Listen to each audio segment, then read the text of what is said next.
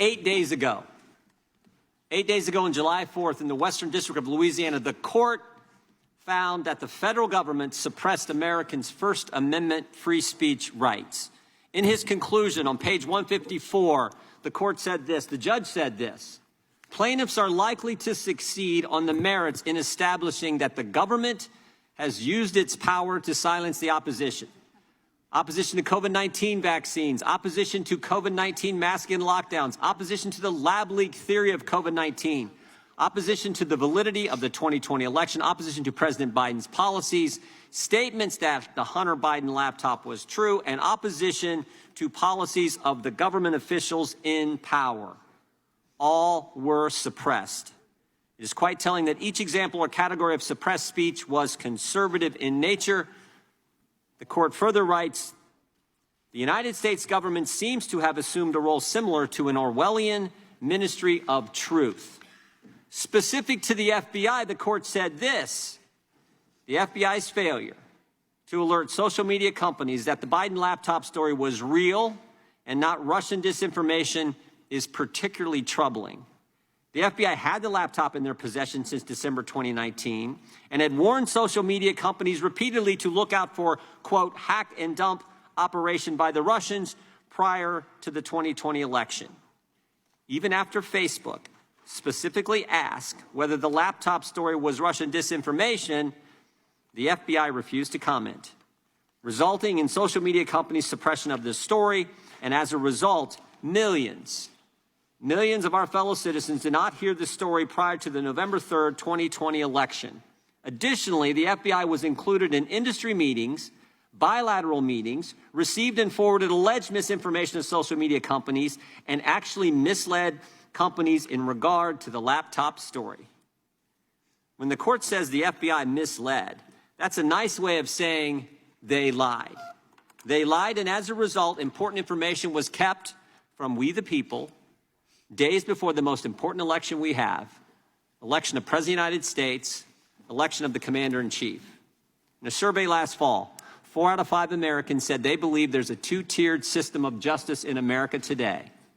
They said that because there is. They said that because of what they've witnessed. Think about what Americans have seen.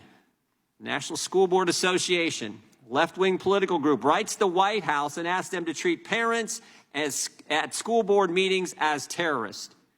And the Garland Justice Department does just that.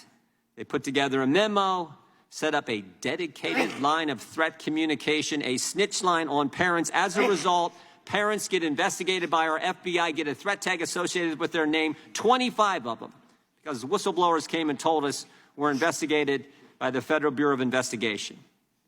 Americans have seen the FBI's Richmond field office put together a memorandum saying pro-life Catholics are extremists.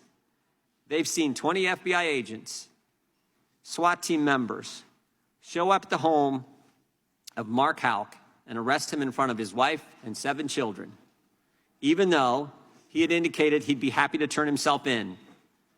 And what was he arrested for? Him and his 12-year-old son were praying outside an abortion facility. Some guy starts screaming in his son's face, and he did what frankly any dad would do, defended his child.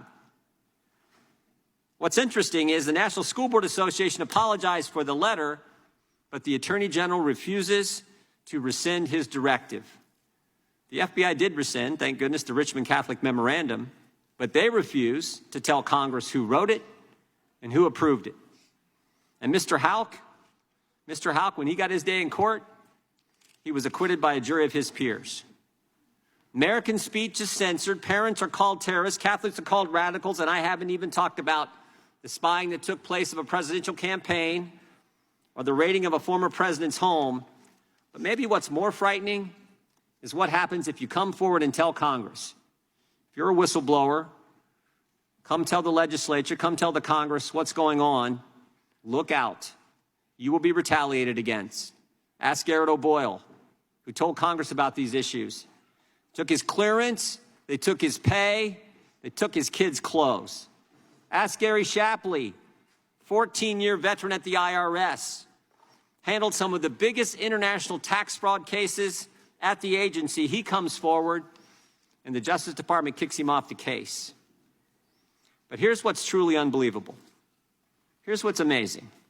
With all that history, with all that, the Justice Department and the FBI want the taxpayers they censored, the parents they labeled, the pro-life Catholics they called radical, they want them to pay for a new FBI headquarters.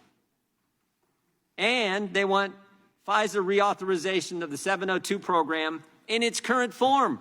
It's in the director's opening statement. I mean, you can't make this stuff up. There are 204,000 reasons why Republicans will oppose FISA reauthorization in its current form. 204,000 times the FBI improperly searched the 702 database. And unlike the FBI censorship, in the court's opinion, that was focused on conservatives, the FBI's illegal scrutiny wasn't just limited to conservatives. BLM supporters were illegally scrutinized by the FBI as well. And I hope our Democrat friends will join us in opposing reauthorization of Section 702 the way it's currently done. And I think they will. And I hope they will work with us in the appropriations process to stop the weaponization of the government against the American people and end this double standard that exists now in our justice system.